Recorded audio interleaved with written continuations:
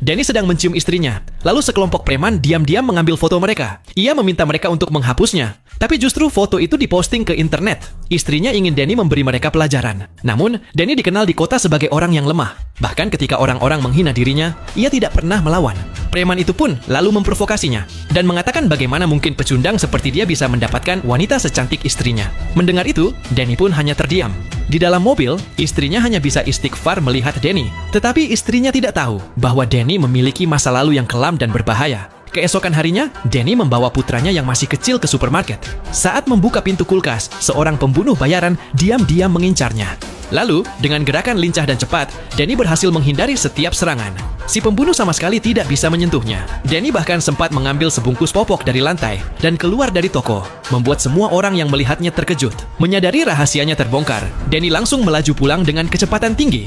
Namun setibanya di rumah, ia berlagak seolah tidak terjadi apa-apa. Para tetangga hanya terdiam kaku, terpana dengan apa yang baru saja mereka lihat. Danny tahu ia harus bergerak cepat. Ia mengeluarkan sebuah tas besar dari bawah tangga. Di dalamnya ada senjata dan paspor dari berbagai negara. Ia segera berkemas dan membawa ketiga anaknya untuk menemui sang istri, Jessie. Ia bilang pada keluarganya bahwa mereka akan pergi berlibur ke Las Vegas. Saat Danny hendak keluar dari tempat parkir, ia melihat seorang pembunuh bayaran sedang mengawasinya. Tepat pada saat itu, sebuah bus melintas, dan dalam sekejap mobil Danny menghilang dari pandangan. Ia mengira berhasil lolos, namun tak lama kemudian, mobil si pembunuh sudah berada tepat di belakangnya. Saat itulah Danny sadar pasti ada pelacak di mobilnya. Kalau tidak, mereka tak mungkin menemukannya secepat itu. Untuk mengatasi masalah itu, ia pergi ke dealer mobil tempatnya bekerja. Ia mengangkat mobil pura-pura memeriksa, lalu dengan cepat menemukan alat pelacak yang tersembunyi di bawahnya. Ia mencabutnya, dan diam-diam menempelkannya ke mobil seorang rekan kerja yang hobi balapan.